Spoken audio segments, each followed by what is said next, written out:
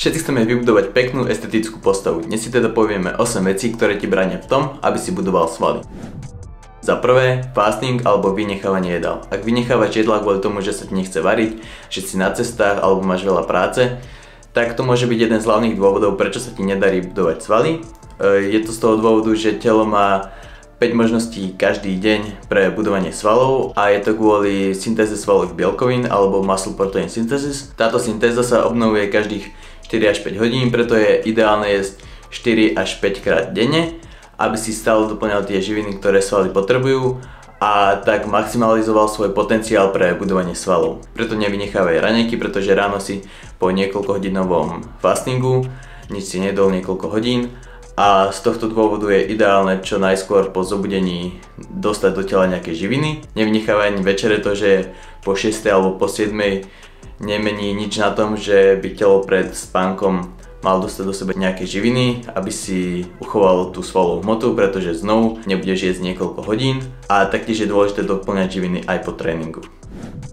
Bod číslo 2 je príliš veľa kardia. Ak si ideš len párkrát do týždňa rekreačne zabehať, zaplávať, zabicyklovať a podobne, tak je to úplne v pohode, ale ak to začneš s tým kardiom preháňať a budeš behávať 10 km denne alebo chodiť 150 km na bicykel, tak to telo ti bude zabraňovať nielen, že budovať svaly, ale naopak tie svaly budeš aj strácať. Pretože telo sa ti začne prispôsobovať skôr na ten vytrvalostný režim a už toľko tých svalov nebude potrebovať.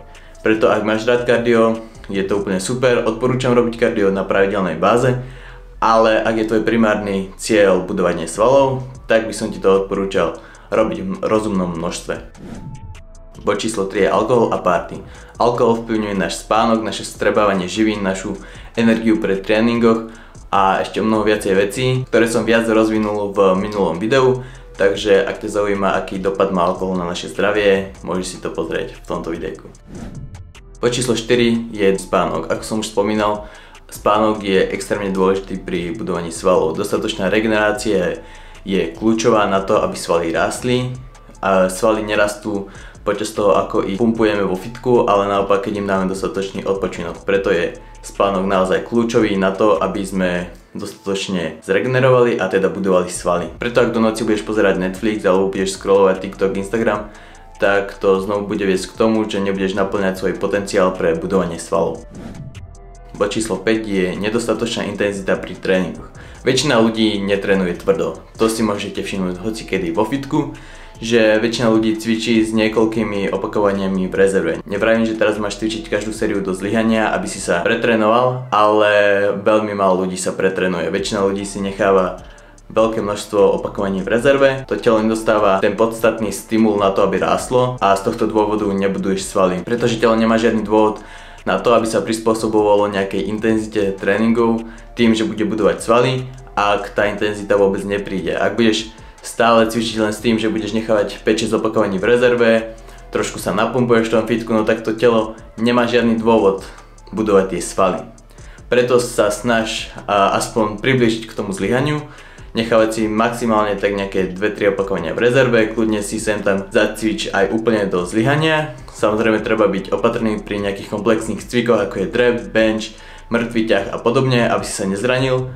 Ale ak tvoja technika je ozaj dobrá, vôbec neuškodí ísť sem tam aj do zlyhania a takýmto štýlom to telo dostane ten potrebný stimul na to, aby rástlo, aby sa prispôsobovalo tejto vysokej intenzite a tým budeš budovať viacej svalov.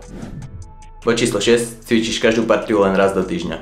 To, že takýmto štýlom cvičí tvoj obľúbený influencer alebo mistr Olympia, to je úplne jedno. Neznamená, že je to optimálne pre svalový rast, pre hlavne naturálnych lifterov. Ak si naturál, tak je ideálne precvičiť každú partiu 2-3 razy do týždňa. Ak sa ti nedarí cvičiť každú partiu 2-3 krát do týždňa, ale povedzme raz za 4, 5 alebo až 6 dní, je to stále lepšie ako ju cvičiť raz za 7 dní.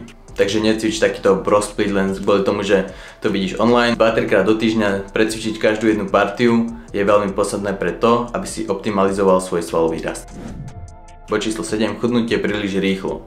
Väčšina ľudí chce čo najrýchlejšie výsledky, chce schudnúť, ja neviem, 10-15 kg za pár mesiacov alebo za pár týždňov dokonca a je schopná pre tento svoj cieľ držať aj nezmyselné hladovky. Tieto hladovky sa však väčšinou následne končia reboundom, čiže nabereš všetku tú stratenú váhu naspäť a možno nabereš ešte aj niečo viacej. Z tohto dôvodu sa snaž chudnúť 2-3 kg mesačne. 2-3 kg mesačne sú viac než dosť na to, aby si schudol po väčšine z tukov, aby si udržoval svaly, aby si sa cítil dobre a hlavne, aby si po tejto diete aj tú váhu udržal na rovnakom čísle, alebo teda aby si ju nenabral naspäť. To isté vravím aj ľuďom alebo klientom, ktorí za mňou chodia, keď sa mi sťažujú, že oni schudli len kilo, 2 kg za posledný mesiac a ich suseda Janka schudla 5, 6, 7 kg za posledný mesiac.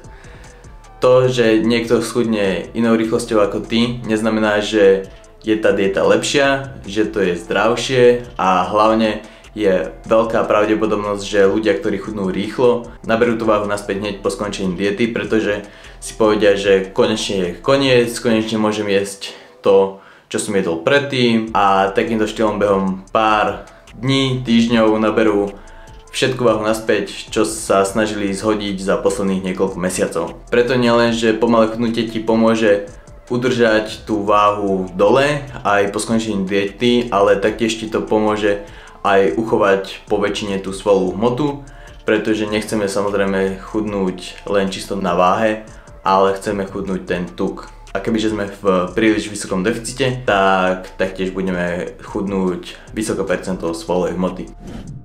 Bod číslo 8 je Ego-lifting znovu jav, ktorý sa často vyskytuje vo fitkách a mohli ste to vidieť či už pri začiatočníkoch alebo aj pri pokročilých, kedy ľudia cvičia zbytočne s vysokou váhou, na ktorú nemajú energiu ani silu a takýmto štýlom sa zbytočne zrania, lebo samozrejme volá sa to ego-lifting, takže nám do toho trošku zasahuje naše ego, chceme naložiť čo najviac na tú tyč, aby sme niekoho ohúrili a pritom skončíme s vyskočenou platničkou alebo s natrhnutým svalom a podobne. Ak si začiatočník alebo cvičíš niekoľko rokov, uvedom si, že nikoho nezaujíma, akú váhu na tej činke máš.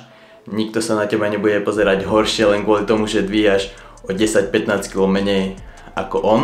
Ľuďom určite padneš do oka v tom zlom slova zmysle, ak budeš dvíhať zbytočne ťažkú váhu bez toho, aby si bol vôbec túto váhu schopný korigovať, aby si to bol schopný tento cvik cvičiť poriadne, korektne, s dobrou technikou. Taktiež, ak si tam nenaložíš zbytočne vysokú váhu, neriskuješ zďaleka tak zranenie, ako keď cvičíš s váhou, na ktorú jednoducho nemáš energiu. A takýmto štýlom budeš budovať určite viacej svalov, keď použiješ správnu váhu, na ktorú máš dostatok sily a ten daný cvik budeš schopný vykonávať so správnou technikou, ako keď ti pôjde len o to, aby si zadvihol tú váhu a je úplne jedno, akou technikou to spravíš. Takéto cvičenie vedia len ku zraneniu a nie k budovaniu svalov. Dúfam, že vám tieto tipy pomohli.